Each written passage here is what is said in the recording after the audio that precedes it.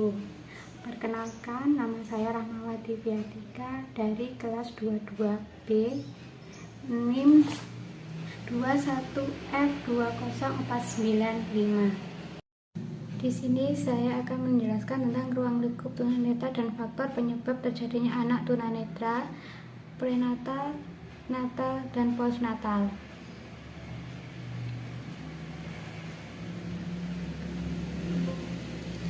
Capaian pembelajaran dan tujuan mahasiswa dapat menjelaskan konsep dasar anak tunanetra.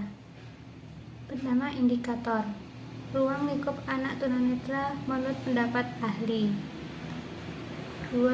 Pokok bahasan ruang lingkup tunanetra, faktor penyebab terjadinya tunanetra. Menurut para ahli, beberapa peneliti dari segi medis, secara legal seseorang dikatakan buta apabila ketajaman penglihatan 20/200 atas kurang pada mata yang baik setelah dikoreksi, atau lantang penyandangnya tidak lebih besar dari 20 derajat. Dari segi pendidikan, seorang dikatakan buta secara fungsional apabila saluran utama yang dipergunakan dalam belajar adalah perbaan atau pendengaran. Contoh, buta total itu sama sekali tidak dapat melihat cahaya. Low vision itu masih ada sisa penglihatan atau cahaya. Konsep dasar anak dengan gangguan penglihatan, visual impairment, merupakan pada kelainan yang berkaitan dengan kerusakan pada fungsi organ penglihatan. Istilah ini banyak digunakan pada dunia medis. Visual disability merujuk pada keterbatasan atau hambatan pada diri seseorang dalam menjalankan kegiatan dan fungsionalnya karena adanya gangguan penglihatan. Visual handicap menggambarkan kelainan pada situasi tertentu berdasarkan kriteria normal atau pada umumnya. Penyebab ketunanetraan. Prenatal, keturunan pertumbuhan seseorang anak dalam kandungan, gangguan waktu ibu hamil, seperti penyakit menular seperti TBC, infeksi atau luka yang dialami oleh ibu hamil. Natal, kerusakan pada mata atau saraf mata pada waktu persalinan. Selain itu juga kelahiran sungsang, bayi prematur, bayi postmatur, kekurangan oksigen, proses kelahiran yang membutuhkan waktu lama, tulang ibu yang tidak profesional disposisi. Postnatal, mengalami penyakit mata yang menyebabkan ketunanetraan, antara lain troksma, konjungtivitis, selaput bening yang melapisi bagian depan mata. Tricheitis adalah pertumbuhan bulu mata ke arah kornea menyebabkan iritasi hingga kerusakan pada kornea, dapat diatasi dengan epilepsi,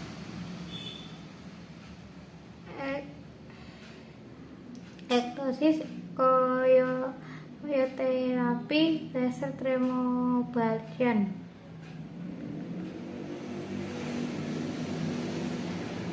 Karakteristik anak tunanetra. Kognitif, keterbatasan atau ketidakmampuan penglihatan berpengaruh pada pengembangan dan proses belajar siswa. Low weight, sebagaimana yang dikutip oleh Adi Wijaya, menggambarkan dampak kebutuhan dan perkembangan kognitif anak. Mendefinisikan keterbatasan anak itu ada 3, yaitu tingkat dan kekeragaman pengalaman anak tunanetra seperti dari indera-indera yang masih berfungsi pada tubuhnya, terutama indera pendengaran dan perabaan. Kedua indera tersebut tidak dapat menyeluruh dalam memberikan informasi seperti warna, ukuran, dan ruang. Kemampuan untuk berpindah tempat. Keterbatasan penglihatan membuat anak tunanetra harus belajar berjalan dan mengenali lingkungannya agar mampu melakukan mobilitas secara aman. efektif, efisien. Interaksi dengan lingkungan. Anak tunanetra sulit untuk berinteraksi dengan lingkungan karena keterbatasan penglihatan. Mereka membutuhkan waktu yang relatif lebih lama dalam mengenali lingkungan. Yang kedua, akademik. Itu kemampuan anak akademik tunanetra secara umum sama dengan anak normal lainnya, yang berpengaruh pada keterampilan membaca dan menulis untuk mengetahui keterbutuhan mereka menggunakan media atau alat yang sesuai.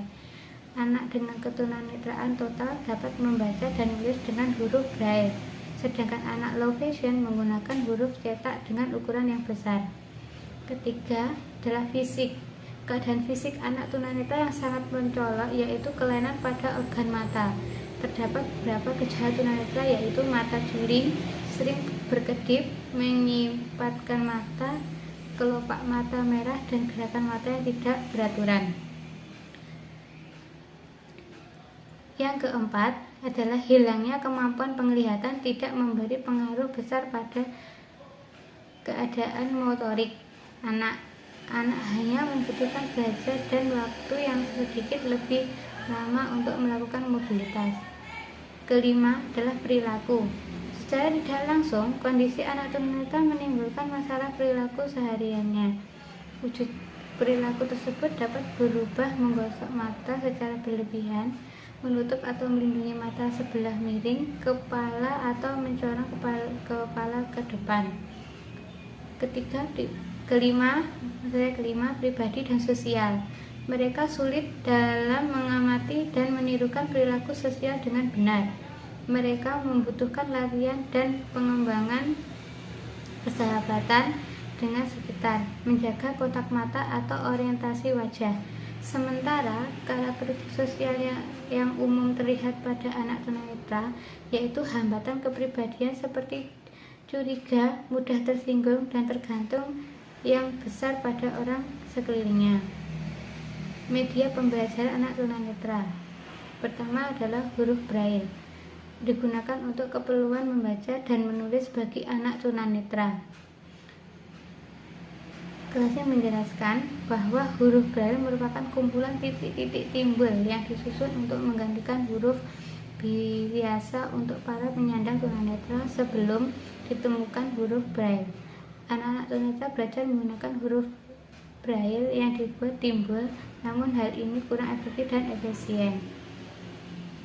Kamera khusus untuk tunanetra. Diciptakan oleh Bradley dari Samsung Cina. Kamera ini disebut sebagai Touchsync. Kamera ini memiliki layar braille yang fleksibel yang menampilkan gambaran 3 dimensi dengan gambaran timbul di bagian permukaan. Cara kerja kamera ditaruh di jadid wear. Ketiga, mesin baca Curwear. Mesin ini dapat membaca sesuatu buku yang tercetak, hasil huruf-hurufnya dikeluarkan dalam bentuk suara. Mesin dapat membaca buku dari awal sampai akhir atau mengulang kata, kalimat, paragraf dengan terus-menerus. Bahkan mesin juga dapat mengeja kata. Mesin ketik braille. Keempat, mesin ketik braille lebih dikenal dengan keyboard khusus untuk anak tunanetra. Keterampilan menggunakan keyboard ini sangat berguna untuk proses pembelajaran dan keahlian.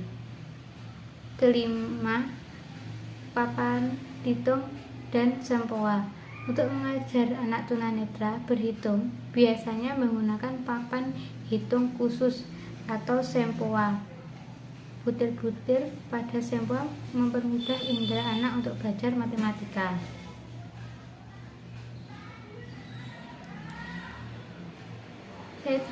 Selanjutnya saya akan menjelaskan tentang identifikasi dan klasifikasi tunanetra. Di sini membahas 5 hal.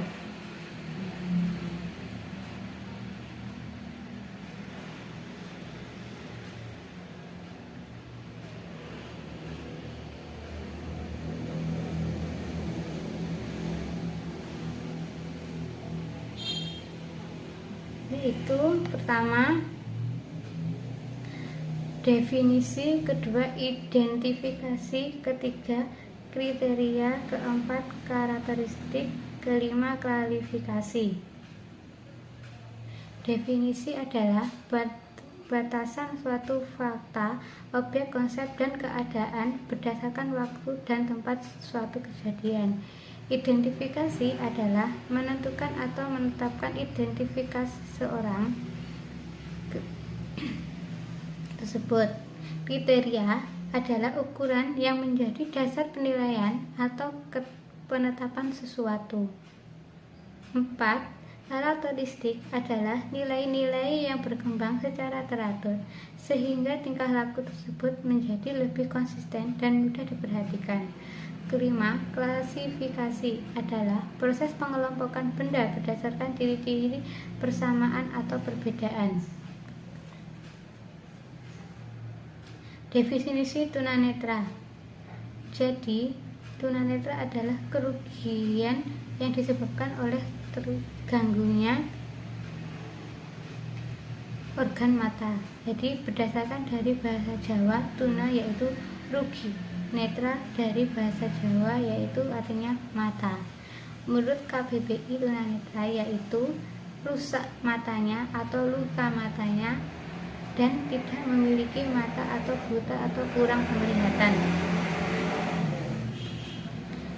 Menurut para ahli, tunanetra adalah anak yang tidak bisa menggunakan fungsi penglihatannya secara optimal, secara ringan, sedang, maupun berat, sehingga dalam proses pembelajaran penyandang tunanetra merupakan layanan khusus dan mengandalkan auditif indera pendengaran.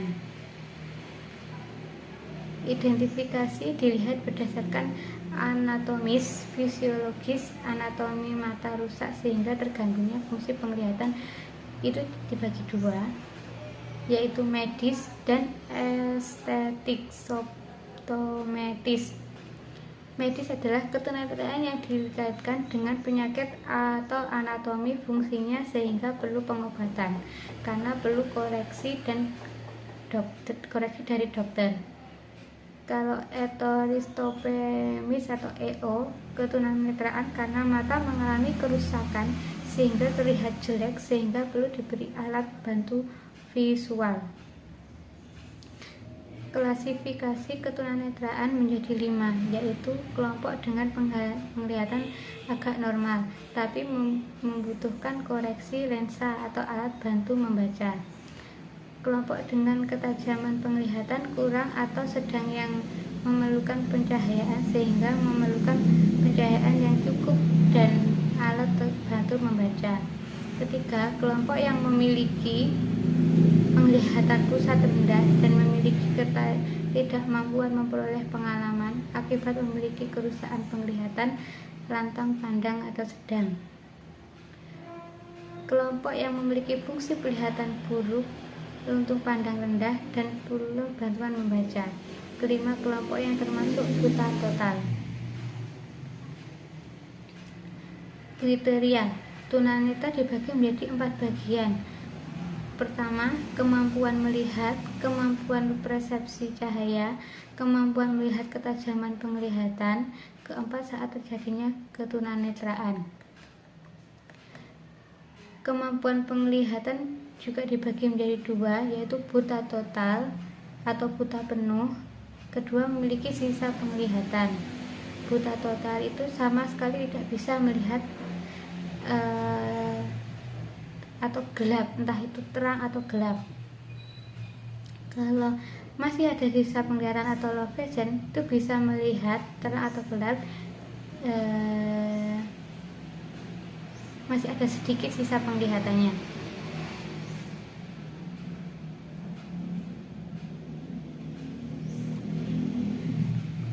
Di sini ada 5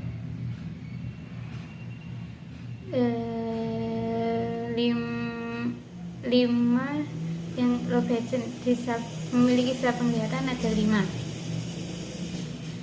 bagian dari low vision. Pertama, light perception atau gelap terang. Kedua, light projection, perubahan cahaya dari arah sumber cahaya. 3, tunnel vision, hanya melihat tengah saja. Peripheral vision, penglihatan samping, sehingga penglihatan rendah hanya bisa melihat bagian samping kiri saja. Kelima, penglihatan bercak, ada bagian tertentu yang tidak terlihat. Berdasarkan kemampuan persepsi cahaya dibagi menjadi 3, yaitu tidak ada persepsi, knowledge perception, buta total atau penuh. Kedua, memiliki persepsi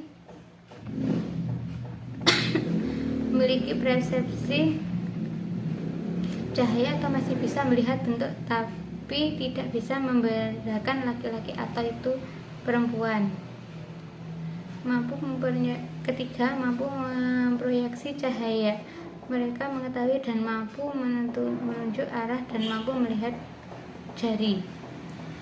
Berdasarkan ketajaman penglihatan dibagi menjadi: pertama, 20 fet sampai 20-50 fet atau 6/6 meter atau 6/25 meter tergolong ringan dan dapat melihat bisa menggunakan alat bantu penglihatan.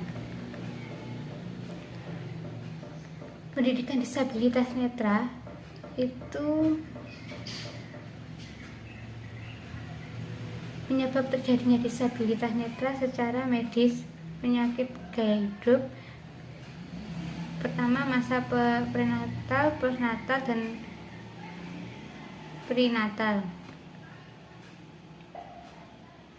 Masa prenatal secara ilmiah, ketunanetralan ini bisa disebabkan oleh beberapa faktor. Faktor dari dalam diri anak itu sendiri atau faktor dari luar anak itu sendiri. Menurut Hermann, faktor genetik atau keturunan. Retinitis pigmentosa, penyakit pada retina yang umumnya merupakan keturunan penyakit yang disebabkan sedikit demi sedikit kemunduran dan memburuknya fungsi retina. Gejala pertama ini biasanya suka melihat pada malam hari, diikuti oleh hilangnya fungsi penglihatan periferal dan akhirnya hanya sedikit penglihatan yang tertinggal. Kedua, perkawinan saudara. Dilarang dalam Al-Quran, ada alasan secara medis bisa mengakibatkan terjadinya kecacatan terutama pada anak tunanetra. Perkawinan saudara biasanya disebut dengan incest, adik dengan kakak, anak dengan bapak, cucu dengan kakek, atau sepupu akan menyebabkan menurunnya sifat atau penyakit atau kelainan. Infeksi kelamin terjadi akibat virus lifosis yang berasal dari air kencing tikus atau terkena virus meteran, rubella, campak Jerman, metrofli atau MF. Ibu hamil harus menjaga kebersihan. Gangguan genetik terjadi karena kelainan kromosom akibat transformasi yang mengakibatkan keracunan darah. Faktor kelompok yang berisiko tinggi yaitu pada ibu yang usia kehamilannya masih muda, 12 atau 14 tahun, atau terlalu tua untuk hamil. Pada dasarnya, wanita yang berusia setelah menstruasi 12-15 tahun memiliki organ seksual kandungan matang atau siap dibuahi oleh sperma. Namun secara psikologi, wanita yang usianya masih belasan tahun ini belum cukup untuk berumah tangga, kemungkinan mengalami stres, depresi, atau baby blues. Resiko wanita hamil di usia tua karena kondisi tubuh melemah tidak sekuat kondisi sebelum 40 tahun. Kemungkinan bisa membuat kondisi janin tidak berbentuk. Keracunan saat hamil diakibatkan janin kekurangan vitamin atau kelebihan zat gizi, atau timbul masalah misal hewan laut seperti udang, kerang, atau tuna. Penggunaan obat-obatan atau kontrasepsi seperti saat mengalami hamil yang tidak diinginkan seperti percobaan aborsi yang gagal, dipijat mengenai organ janin dan menjadi cacat. Penyakit menaun seperti TBC, sanitasi lingkungan yang kurang, lingkungan kotor. Jika ibu hamil sembuh dari TBC, maka harus minum obat terus-menerus, bisa berdampak pada janin. Infeksi penyakit kotor, penyakit kelamin, spesies tubuh jadi lemah, berdampak pada janin dan bayi. Pasangan dituntut untuk berhubungan seksual dengan satu orang agar tidak menular penyakit kelamin. Virus tokso atau plasma berasal dari virus binatang seperti bulu kucing atau kotoran kucing yang sudah mengering dan dihirup, bisa mengakibatkan bayi atau janin mengalami kebutaan atau autisme, lahir tanpa tengkorak. Juga bisa virus tumor, kanker tergolong penyakit kronis, ada imunisasi tokso. Faktor anoktosia, penata kekurangan oksigen pada calon bayi. Lulus darah ibu berbeda dengan ayah, janin terganggu perkembangannya. Pengalaman traumatik bisa berupa shock akibat ketergantungan saat kehamilan sebelumnya, misal sindrom baby blues atau trauma akibat benturan saat hamil. Pengalaman sinar X, radiasinya USG yang berlebihan berdampak kelainan janin juga. Terkena sinar X yang berlebihan dari alat pabrik merusak sel kromosom janin.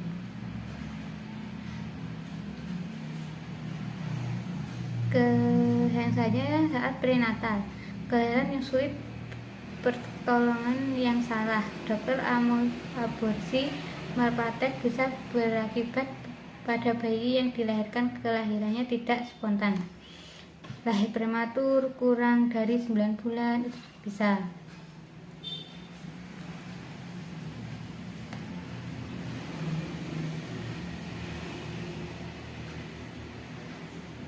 Pertama, kerusakan pada saraf mata waktu persalinan. Jadi benturan saat persalinan, mengalami penyakit Crohn atau penyakit kelamin lainnya akibat berhubungan seks tidak disiplin, bisa menular pada bayi hingga daya penglihatannya melemah atau tidak bisa.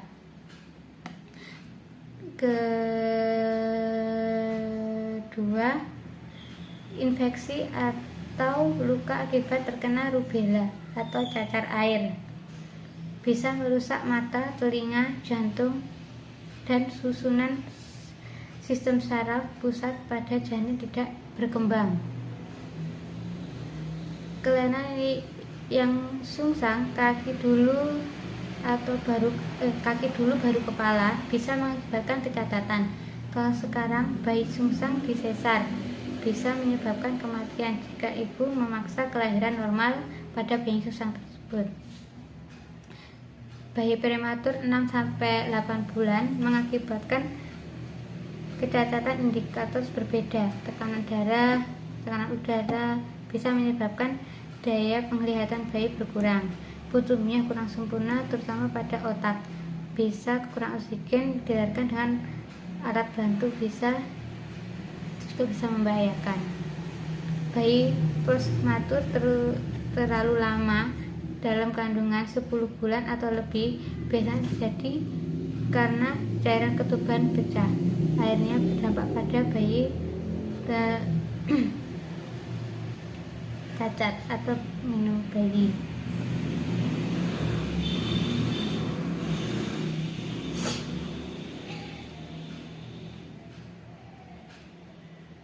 Kekurangan oksigen ketika lahir tidak langsung menghirup oksigen, terendam air ketuban masuk ke paru-paru dan menutup jalur pernafasan. Akibat proses kelahiran tidak sempurna, kepala terlalu lama di kandungan, bayi tercekik. Proses kelahiran dengan waktu yang lama membutuhkan alat-alat seperti kop dan lain-lain, bisa mengakibatkan pendarahan atau kecacatan pada otak bayi. Pendarahan pada ibu bisa terjadi akibat plasenta previa, jalan keluar bayi tertutup plasenta dan mudah berdarah, susah jika memaksakan bayi secara normal.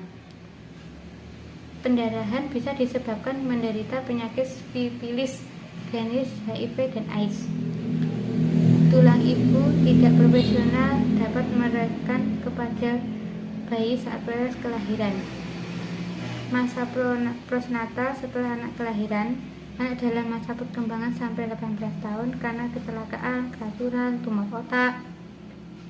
Hal-hal ini bisa menyebabkan kelainan atau kecacatan di masa bayi.